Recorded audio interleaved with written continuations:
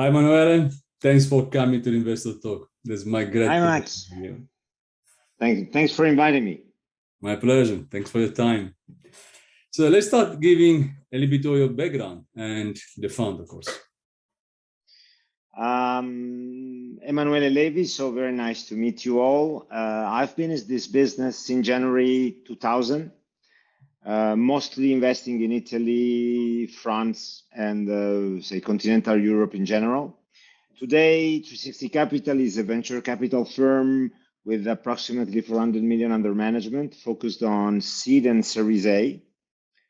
And we invest on three major investment teams. The first one being mass consumer disruption. So we like companies developing solutions to actually bring additional optimization and automation in any type of organization.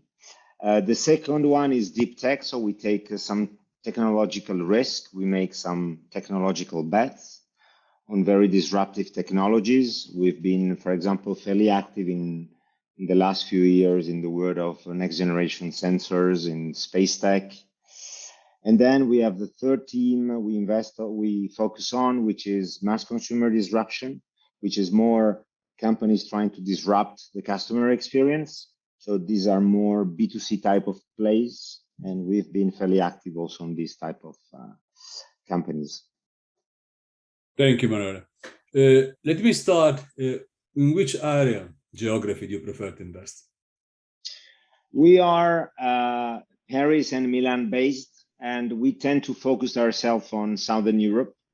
So 60% of our investment go to France, 25 to 30% go to Italy, and the rest elsewhere. And we start being more and more systematic on Spain, which is probably our third market in terms of deployment. And how much you normally invest? We take between 200K up to 2 million euros when we talk about seed. And of course, we normally keep reserves to reinvest later on. And for A rounds, today, the range is between 2 and 6 million euros. Okay, thank you. What are the top concerns and where do you find conviction when investing? For example, early stage, C stage, the company, team, or the product? I think we focus on three main topics. The first one is always the same, which founding team. So it's find an inspired team of founders with a real vision regarding what they want to do with their venture. The second one is product or service disruption. So we like deals where we have a real strong disruption compared to what is available today, compared to how things are done today. And third probably total addressable market is the third driver. And it's also one of the main reasons for not investing in companies is that we try to focus on very large potential type of businesses. So it's extremely important for multiples, I suppose. You also have issues regarding critical mass. So you need to build a fairly large company if you want to be successful in selling to an industrial player. There's a certain minimum critical mass that justifies US or non-European groups looking at your venture. Absolutely. We are just not completely out, but we are coming out from the pandemic.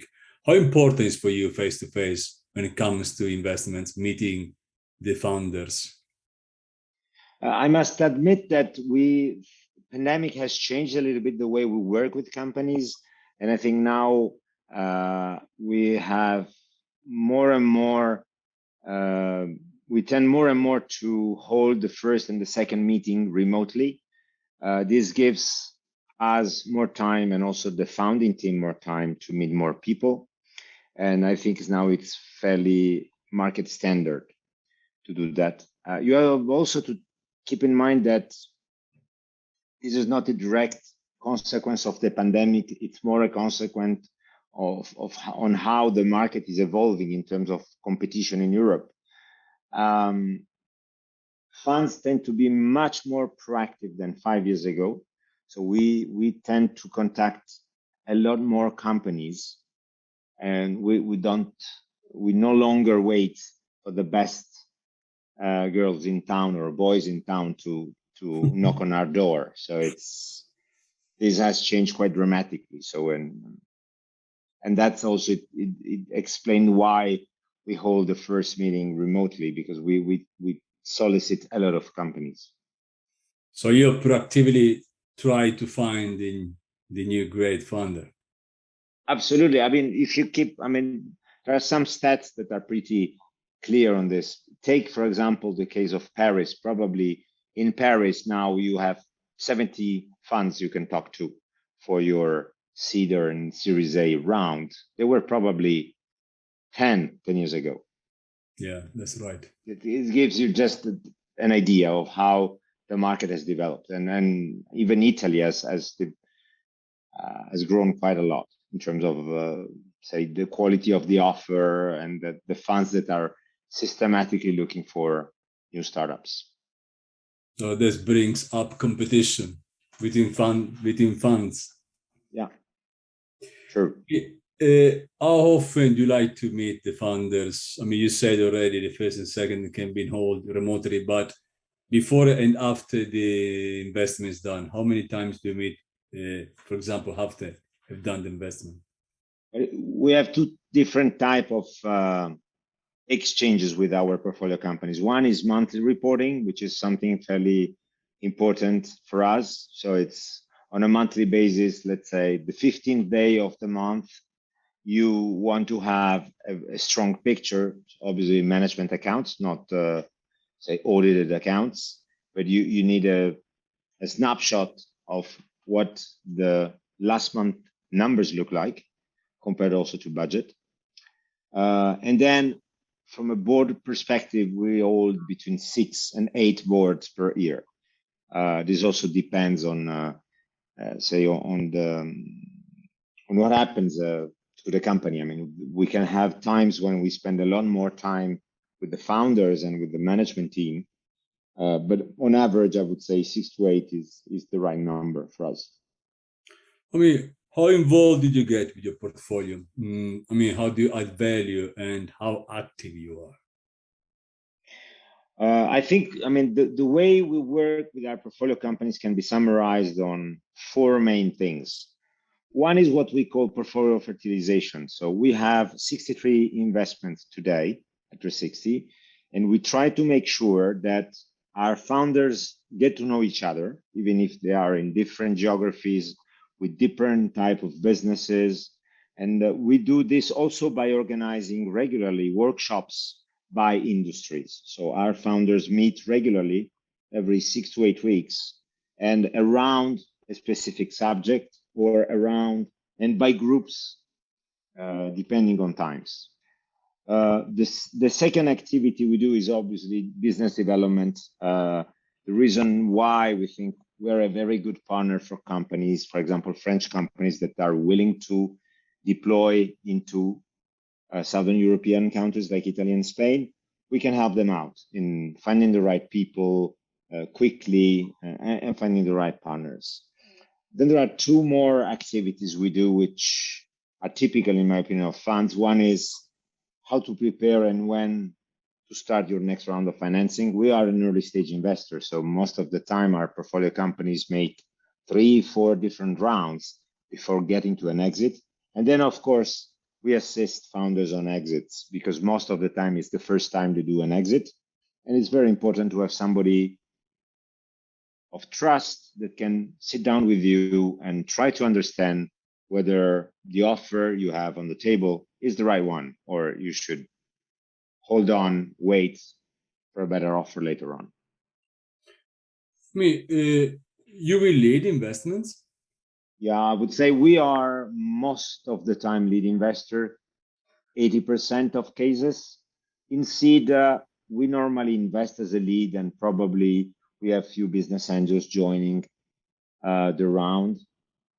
In Series A, you can have, especially when Series A gets big, you can have, say, co-lead role, but as a fund, we are capable of making a clear opinion on a specific subject, investment subject, and take our decision irrespective from any other fund that might want to join. Thank you. I mean, what do we do for, you say you invest early. So as I said before, startups is going probably to have another 2, 3, 4 rounds. Did you get involved actively, making introductions, your network of other investors? Yeah, I think that this is one of the things on which we can bring most of the added value as an investor. We've been doing this for more than 20 years now, and we know exactly when the best timing for a startup arrives to work on its new round of financing. Of course, what you need to show at seed is very different from what you need to show at Series C level. So there's a real issue of understanding what you have validated so far of your business model, and if you are prepared for the round afterwards. Of course, the other advantage of having been around for 20 years is that we know most of the funds in this marketplace, even if now they're getting more and more. We still know most of the people around, and we know more or less what other funds and what specific general partners in other funds like in a company. So, of course, the introduction, but I mean, all this is something that can be really added value, I think, for the entrepreneurs. I mean, VC, for what I can see, it's evolving a lot. It's a lot about networking. It's about talking, knowing investors. And maybe you talk to investors a year before you start investing and trusting in the founders in the company. And you partially already said, how important is the network today when it comes to find the right VC? I think it's, let's say that from a founder perspective, we are now in a market where there is a fair amount of transparency regarding what funds and what people who work in funds like, dislike. And so what I always recommend to founders is to prepare your fundraising roadshow. Try to understand who are the funds and who are the people you should talk to depending on your project. And this work is extremely important. I would say, I think spamming the whole ecosystem is kind of useless and frustrating. But if you manage to identify 10, 15 natural investors for your business, likelihood of getting to a round increases quite dramatically. I mean, so many funders spray and pray. Do you think it's right? No, honestly, I think that spray and pray made sense 10 years ago when the VC ecosystem was made of less than 50 players in Europe in total. And I mean, the amount of money available for deployment was very limited. These days, the offer of capital is pretty articulated and very well segmented. So you have to spend some time doing some intelligence to understand what's the best fit for you.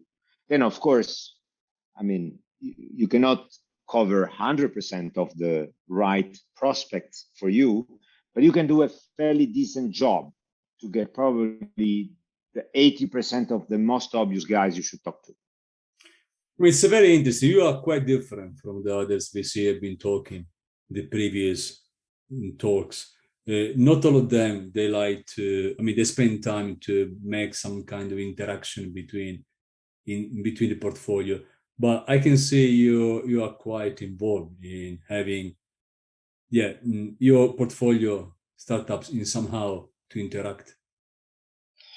I mean, Max, I think that this is probably also the result of many years of experience, but the type of, let's say, challenges that a founder has to address tend to be extremely similar, irrespectively if you're doing a B2C play in used cars, for example, Aramis Auto, which was one of our investment, and if you're working on a completely, say, disruptive robotic solution for warehouse automation. At the end, I mean, the type of issues that the founder has to address is how do I get my people organized when I move from a 20 people company to 50 to 100 and to 300?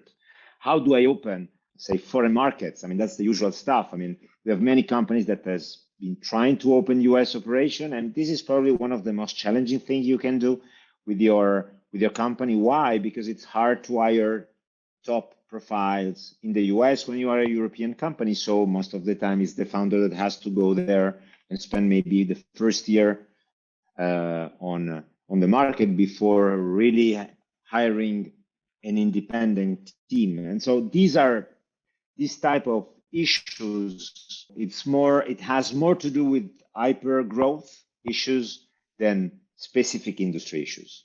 And of course, at the same time, some of our workshops are done by industry. So of course, people who are in D2C, for example, in direct to consumer business might have similar type of questions regarding what are, say, the tools you need to use to develop your business, what has worked in order to improve your conversion rate on the website. So there are also things that are common to a certain subgroup of portfolio companies, but the general hypergrowth issues are the same for everyone. I do believe can be very helpful. Avoiding mistakes others already done. So Yeah. why don't you do twice? I mean, what's your take on pivoting under the pandemic has been the most spoken talk topic, pivoting. Honestly, I think pivoting is part of the equation. I mean, I don't believe in, say, founders who have an absolute conviction that they already know how to get where they are trying to get. So I think pivoting and being agile is one of the real qualities of these startups. And by the way, I mean, I remember, I cannot quote the names, but I remember we sold the company 2 years ago to a large actors in the retail distribution industry in France. And I happened to talk to the guy who managed the acquisition of this business. And say 3 months after the acquisition, he called me up and he said, you know what? We've just realized that how agile this small company is compared to our organization. And they've learned us how to become much more agile. So I think pivoting is part of this. Yeah. But of course, having the right vision at the beginning counts a lot, in my opinion.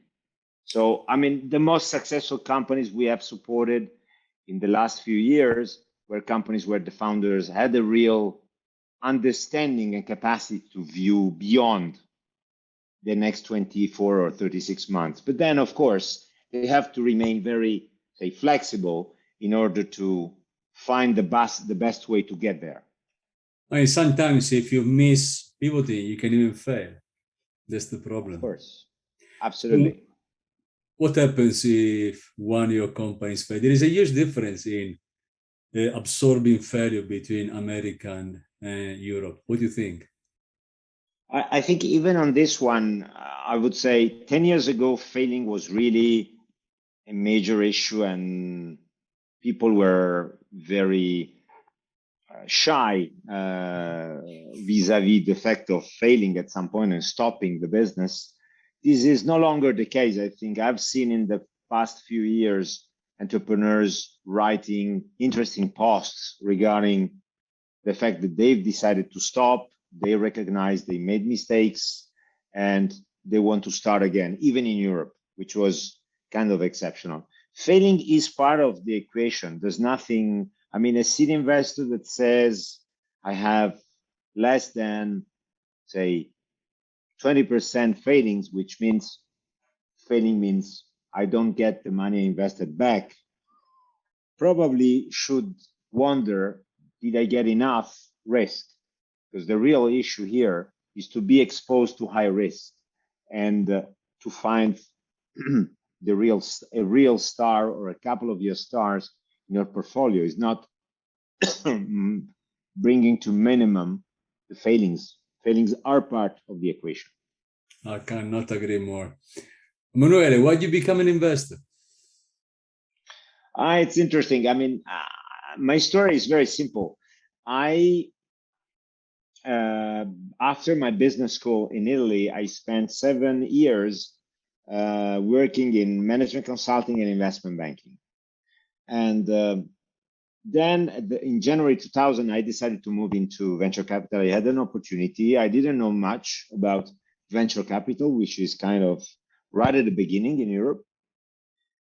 And despite the fact that I started 2 months before the internet bubble burst, I really enjoy what I was doing, and I realized at the time that being a VC made much more sense for me, because when you manage to support successful companies, you feel like you have contributed to build something that will stay forever. So that's how I got into this industry, and probably this is why I really liked it. I didn't feel like I was really contributing massively in creating values when I was in management consulting or investment banking.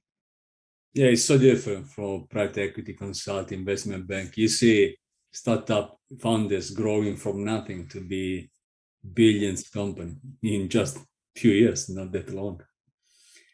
Absolutely. Which are the critical points? I mean, you see so many deck, thousands per year. So you talk to so many founders, but in the end of the day, you need to decide, okay? And you said already some of the criteria you are using to decide, but there is the day when you say, okay, I would invest. So which are the critical points that trigger a decision ultimately to say, okay, that's the guy? I think that the critical decision is to really assess very quickly the people you have in front of you and understand whether there's a potential in this team to go where they want to go, and to understand whether their vision is a real vision. Because of course, even successful companies, everyone says, oh yeah, of course I would have invested in this company, but they see it once the company has penetrated its market, it's already a successful company. The thing is, most of the times you have really it's limited amount of time to assess the people you have in front of you and to really challenge what are the main hypotheses their vision is based on. I think compared to the 10 years ago, also the quality of pitch decks and presentations has gone up dramatically. So, and this does not help us in really assessing who are the good ones, because you have competition in funds, but you also competition in companies trying to raise money. I think there's a certain component of gut feeling at the end, and it's very useful. We are at 360, we are 7 partners, and I think the discussion with the other partners can be extremely helpful in taking the final decision. But there's a real component of gut feeling that at some point, as you said, you have to take the risk or not. Yeah, absolutely understandable. What is the perfect recipe for a great pitch, if there is one? I think that there is no perfect recipe for a perfect pitch, but I can tell you what you should not do in a pitch. First of all, make it hyper long. Making it not clear, just to make it more, say, sexy. So simplicity, market opportunity, and say you have to be pretty clear on what you want to do, what is the need you want to tackle, and how you can make a strong business out of this. What about IP, intellectual property? How important it is when it comes, for example, B2B or deep tech, that the IP belongs to the startup, to the founders? I mean, I think it's very important. I mean, first of all, especially on deep tech projects, I mean, we need to find in the founding team people that are capable of understanding how important it is to protect your IP, and also this is the real. It's a condition. It's really necessary if you want to build a real strong tech to protect it. So it's especially on deep tech type of investments. This is very important, and you have to show that you understand exactly the importance of it.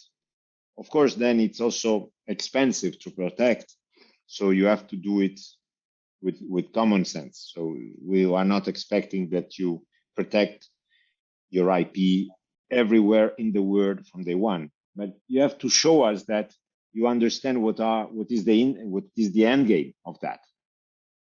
So what's your suggestion to founders when approaching a VC? I think when approaching VCs, do your as much as possible your due diligence. Try to understand who are you talking to, and make sure that you have identified the right person and the right fund for you. I mean, this is probably the most important lesson I would give to people approaching the VC ecosystem to raise money. So how important is having the right VC at the beginning, because the most crucial part when you start a company? The important thing of having the right VC is, first of all, as fundraising is a fairly, time-consuming type of exercise, you make sure that you end up with some positive result. And also, when you talk to people that have a good chance of understanding your business and your vision, you also can make you can gain a lot of information and improve your pitch one meeting after the other. So professional VCs that also are familiar with the type of pitch you are coming with will provide you with actionable and useful feedbacks normally. Thank you. Let me close with what will be the best and most promising sector to start a venture for founders in the coming years?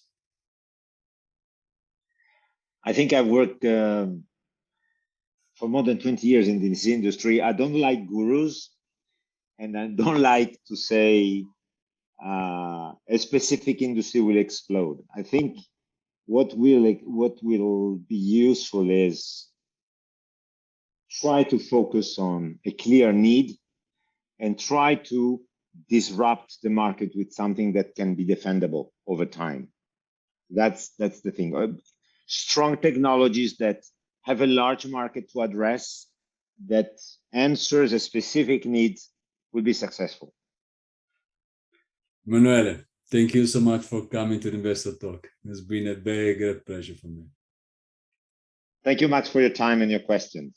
Thanks to you.